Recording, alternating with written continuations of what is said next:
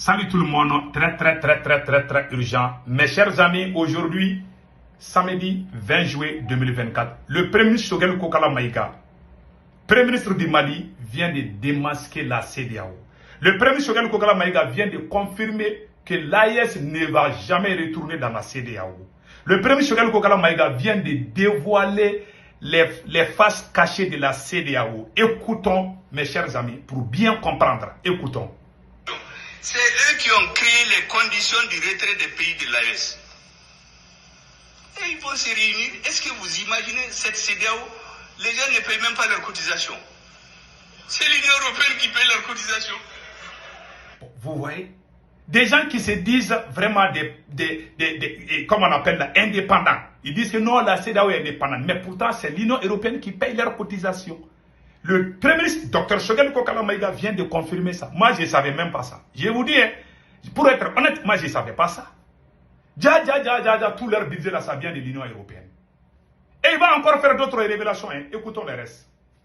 Et c'est eux qui complètent leur budget. Vous imaginez dans le siège de la CEDEAO, il y a des militaires, des colonels et des officiers supérieurs européens qui ont les bureaux dans les bureaux de la CEDEAO pour manipuler. Vous avez vu le dernier sommet? Vous avez vu? Vous avez vu maintenant? Donc, au sein de la CEDEAO, l'Union européenne, les soldats de l'Union européenne ont leur bureau là-bas. Voilà pourquoi, quand nous on a chassé la France, ils sont allés en Côte d'Ivoire, au Bénin.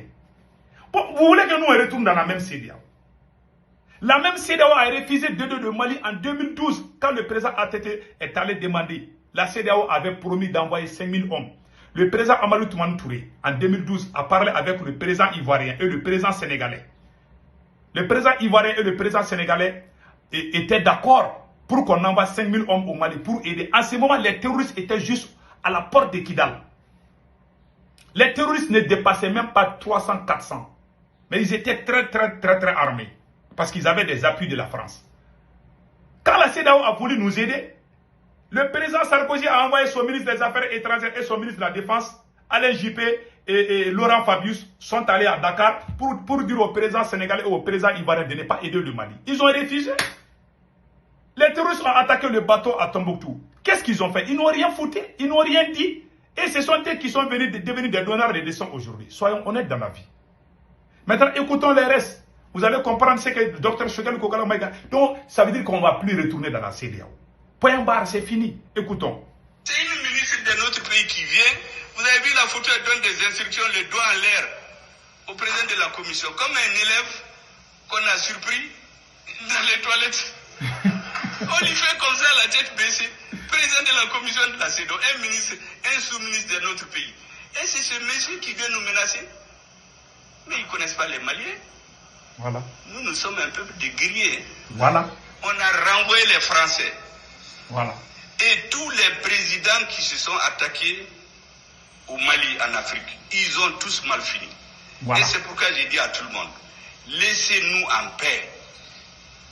Nous réglons nos problèmes, réglez vos problèmes. Mais tout État, tout dirigeant qui va s'attaquer au Mali, utiliser le Mali comme commerce pour rester au pouvoir, Dieu va les sanctionner. Je peux en citer pour des raisons diplomatiques, je ne vais rien dire. Mais ceux qui s'acharnent contre nous, qui savent ce qui les attend. Voilà. On ne mettra pas de bases étrangères chez nous. C'est fini. Depuis le président Modibo Keïta, il a chassé les bases étrangères. Voilà. Moussa Traoré les a éloignés. ATT est venu, ils ont tout fait parce qu'ils se disent que c'est un homme qui peut manipuler. Voilà. ATT a refusé. Voilà. Quand ils ont installé la base, comment ils l'appellent, au Burkina, en 2019, je ne sais pas, il a un nom, c'est une base secrète. Bien. Cette base est restée jusqu'à récemment. Quand le pouvoir qu'il a amené est parti, cette base-là est tombée. Pendant cette période, ils ont voulu installer une base au Mali. ATT leur a dit non. L'armée malienne ne va jamais accepter ça. Donc c'est dans notre ADN. Et qu'est-ce qu'ils ont fait? Ils ont instrumentalisé des terroristes, voilà, pour obliger notre président de transition à leur faire appel. Voilà. Mais même là, il a mis une nuance. Il a dit appui aérien et renseignement. Il ne leur a jamais dit de venir s'installer chez nous. Vous avez Mais vu? ils sont venus. Est-ce que vous savez que même cette lettre-là, qu'ils ont fait écrire à notre président, parce que c'est leur ambassadeur qui a fait des va-et-vient et faire signer, quand on l'a cherché, il n'y en avait pas dans les archives au Mali. Pour trouver ça, on a été sur le site internet de leurs institutions. C'est là-bas qu'on a trouvé la copie de la lettre du président par intérim du Mali, qui appelle l'opération Serval. Mais vous croyez que ça peut continuer? Voilà. Le Mali, le Niger, le Burkina, nous avons décidé Voilà. que nous n'allions plus continuer à faire comme le passé. Et c'est pour cela que vous avez vu l'AES, c'est des organes très légers. On n'a pas créé une bureaucratie, on va mettre des agents qu'on va corrompre. C'est de façon tournante. Et il n'y a pas une structure où on va placer des sièges, faire des luttes pour placer des cousins, des parents, des affidés pour vendre l'Afrique. Mais chez eux là-bas, je vous ai dit qu'à la CEDEAO, mais est-ce que vous avez vu un sommet de l'Union européenne ou de ces pays où des Africains sont dans la salle? Voilà. Mais ces gens-là, dans toutes les réunions, Voilà. Dans toutes les réunions, ils sont toujours dans notre salle. Ils sont toujours dans notre salle. Voilà. Voilà. Ils sont toujours dans notre salle. Donc, vous avez vu? Donc, ça, c'est un très bel exemple. Maintenant, voilà une autre révélation du premier Choguel Kokala Maïga, où il parle de l'éveil des consciences. Écoutons ça. science. Et c'est pour cela que vous aurez compris, moi, depuis des mois, je fais ce qui nous est confié, parce que le président dit Beki Djoudjouara là. Nous, on parle pour éveiller les consciences. Voilà. Parce qu'un militaire, quand il tire une personne. Mais quand tu parles, c'est des milliers de personnes qui comprennent. C'est ce que nous sommes en train de faire. Décomplexer les Maliens, aimer leur armée, respecter les militaires, les sacraliser. Voilà. C'est ce que nous sommes en train de faire. Voilà. Et dans l'affaire de l'AIC, on est en train de leur porter l'estocade de la contradiction. Voilà. C'est eux. Vous avez vu maintenant? Le premier ministre Choguel Kokala Maïga vient de dire que l'éveil des consciences. Parce que quand nous on parle, il y a des gens qui disent, oh, on fait de beaux discours, on fait du populisme. Ce que le capitaine a dit là, pendant sa rencontre avec la société civile, c'est l'un des meilleurs discours. Et ce que Choguel Kokala est en train de dire, c'est l'un des meilleurs discours. Vous voyez, ce genre d'intervention-là, ça éveille la population pour qu'on sache la réalité. Parce qu'on nous a trop caché la réalité, la vérité. Maintenant, nous avons des dirigeants dignes, comme le capitaine, comme le premier ministre Choguel Kokala Maïga, comme le premier ministre du Burkina Faso, du Niger, qui sont en train d'éveiller des premiers ministres du Burkina, des premiers ministres du Mali, le premier ministre du Niger. Ces trois premiers ministres sont en train d'éveiller les consciences des populations, plus le capitaine lui-même. Voilà. Donc, nous, on aime des choses comme ça. Vous voyez, il dit qu'un militaire peut tirer la balle. Ça peut atteindre peut-être 5 ou 10 personnes. Mais une seule parole venant d'eux, ce qu'il dit là, une seule phrase seulement, ça peut atteindre des millions, des centaines de millions ou des milliards de personnes dans le monde entier. Et ça vraiment, ça contribue à l'éveil de conscience. Parce que quand tu ne connais pas la vérité, tu ne peux pas vraiment te lever tout d'un coup et puis combattre quelque chose que toi-même tu ne connais pas. Donc voilà ce qu'il est en train de dire ici. Maintenant, écoutons les restes. Ils ont créé les conditions du retrait des pays de l'AES. Et ils vont se réunir. Est-ce que vous imaginez cette CEDEAO? Les gens ne payent même pas leurs cotisations. C'est l'Union européenne qui paye leurs cotisations. Et c'est eux qui complètent leur budget. Ils ne peuvent même pas payer leurs propres cotisations. Ça, c'est vraiment très grave. Et puis encore, le Premier ministre a dit ici, il y a des gens vraiment quand la France était au Mali, ils volaient l'or du Mali en complicité avec certains citoyens maliens aussi. Écoutons, le Premier ministre va faire cette révélation. Écoutons ça. Les pays africains, à Kidal, à Gao, de l'or, où va l'or, personne ne sait. Mais il y a une petite partie qui vient alimenter l'oligarchie à Bamako, composée de politiciens, de juges, de militaires, tous ceux qui ont de l'influence pour nous maintenir dans l'esclavage. Jusqu'au jour où Dieu a délivré le peuple malien, Ils ont été chassés.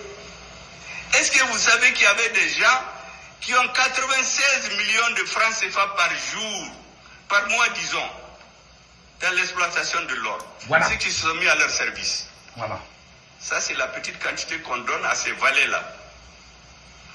Mais le reste va, on ne sait où. C'est pourquoi il y a des pays où on ne produit même pas de l'or, mais qui ont des milliers de tonnes d'or dans leur trésor.